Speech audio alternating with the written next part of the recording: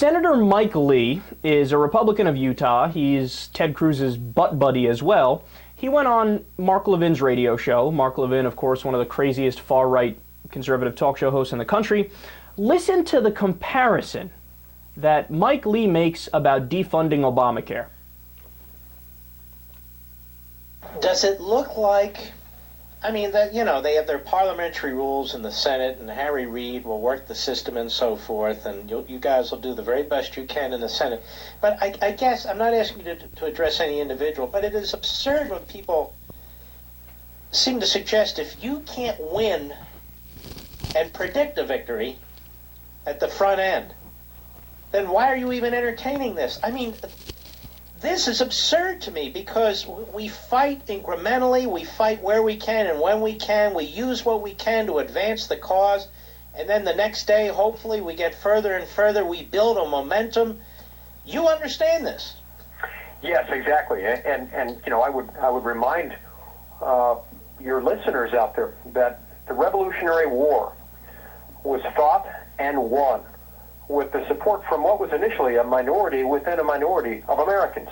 There are lots of fights that we have fought as Americans where we were the underdog, where not everyone was on board, but a select few knew that it was worth fighting.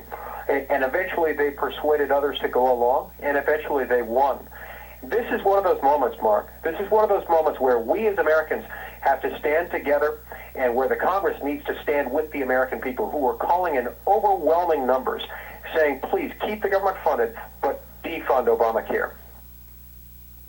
Defunding Obamacare is not like fighting the Revolutionary fucking War, you ignorant bastard. I mean, think about that, what he's saying there. You know, it's funny. Anytime the Republicans make these ridiculous analogies and comparisons, I always think that the exact opposite is true. So, you know what's more a fight that's similar to the Revolutionary War? The fight to keep Obamacare and to get Obamacare in the first place and to do health care reform. Now, why do I say that? Because that is a bold claim, right? Well, 45,000 people in the United States of America before Obamacare died every single year because they don't have access to basic health care. 45,000 people died every year. So if anything is, this high-minded battle for these precious ideals, there you can make the comparison between the Revolutionary War and doing healthcare reform. But no, in the eyes of these idiots, they say, well, obviously, taking healthcare away from millions of people, making it so that health insurance companies can reject you if you have a pre-existing condition and make you go bankrupt to just pay for healthcare, right?